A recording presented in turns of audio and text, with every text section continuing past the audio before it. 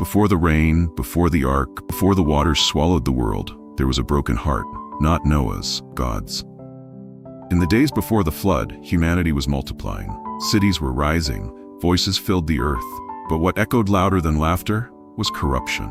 The very heart of man had turned against the one who breathed life into his lungs. Not just evil acts, not just sinful mistakes, but every thought twisted, polluted, selfish, continually.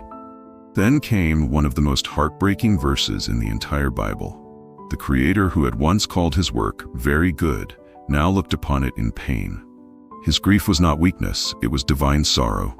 He wasn't angry like a man loses his temper. He was grieved like a father watching his children destroy themselves.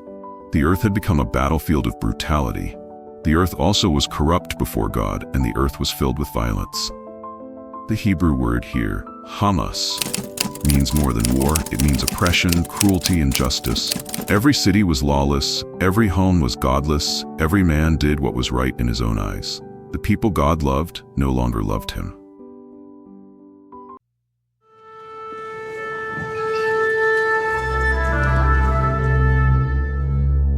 The year is 2348 BC in the ancient world, a time of primal landscapes and fierce human survival. The earth was young, a place of vast wilderness and untamed beauty, still in the formative stages of human civilization.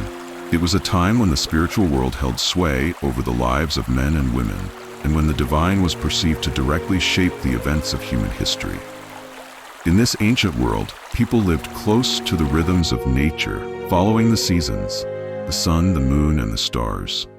The cultural landscape was diverse. Tribes, families, and cities scattered across what would one day become the continents, but all bound by the belief in unseen forces and gods who controlled the fate of humankind.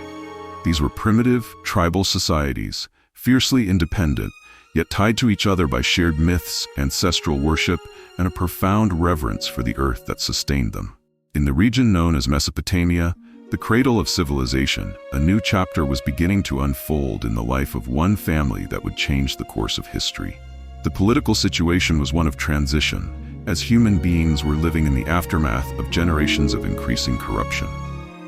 The mighty civilizations of the past, those of the Sumerians, the Akkadians, the Babylonians, had long fallen into decline, swallowed up by their own immorality and idolatry.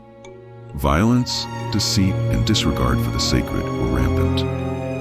Wickedness had spread across the earth like a plague, with every tribe and city turning from their original devotion to the Creator, seeking refuge in false gods and futile idols.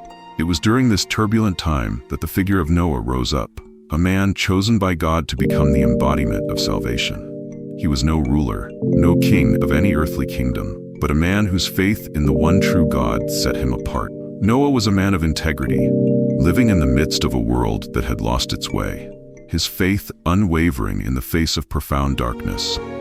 In this period, humanity had become so entrenched in sin that God himself decided to bring judgment upon the earth. It was a decision that would reshape creation itself, a moment of divine cleansing. The corruption of mankind had reached its zenith, and God's patience had run out. There was no turning back.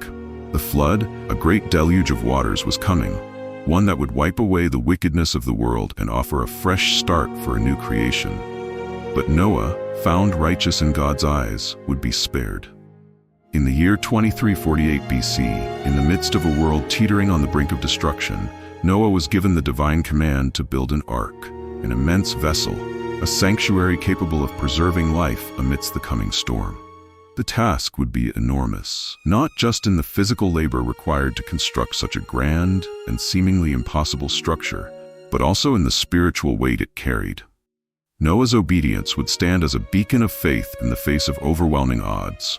While Noah had been chosen, he was not alone in his mission. His family, his 3 sons, Shem, Ham, and Japheth, and their wives, would join him in this monumental task, toiling day after day in a world that scorned their work. The ark would be their refuge, a floating sanctuary amidst the floodwaters that would soon drown everything else. But the construction of the ark was only part of the journey. The challenge was not merely building a vessel, but gathering the creatures that would occupy it.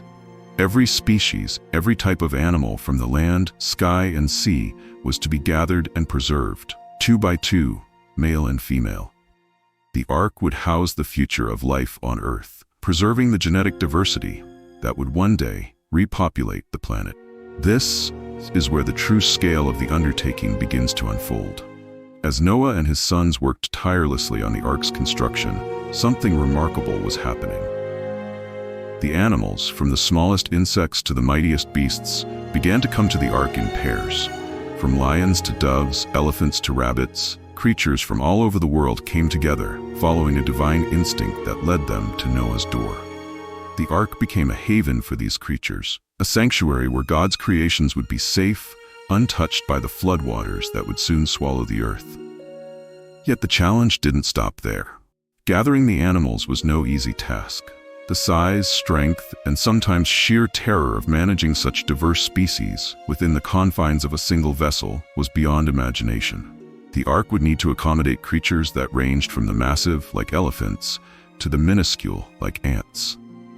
The Noah family, despite their labor and ingenuity, would have to contend with not just the physical demands of building and managing the Ark, but also the complex task of ensuring that every animal had what it needed: food, space, and care during their long stay on the Ark. And then there was the matter of the flood itself. The floodwaters were not just an act of nature, they were the result of God's righteous judgment. The very foundations of the earth would be broken, the waters of the deep would rise, and rain would fall for 40 days and 40 nights, covering the earth with a mighty torrent that would sweep away everything that lived. Yet, as the waters rose, the Ark would remain steadfast, floating above the destruction below, a symbol of hope and renewal. As the floodwaters began to recede, the Ark came to rest on the mountains of Ararat, and the world Noah and his family knew was gone. But the Ark had preserved the seeds of life, human, animal, and plant life, within its walls. The waters may have washed away the wickedness of the world, but from the Ark's safe haven, a new beginning would emerge. Noah and his family stepped out onto a cleansed earth, the survivors of a divine judgment that had reshaped the course of human history. The flood had come and gone, but its lessons would echo through the ages. The Ark stood not just as a refuge, but as a testament to the power of faith, obedience, and divine mercy. The resilience of Noah's family, the ingenuity of the Ark's construction, and the cooperation of the animals within it all served as reminders of the hope that remains, even in the darkest times. In the years that followed, Noah's family would begin to repopulate the earth, spreading across the world, and from their line would come the nations that would shape history. The story of Noah and the Ark, though ancient, remains a timeless symbol of salvation, a reminder that even in the face of destruction, there is always the possibility of renewal,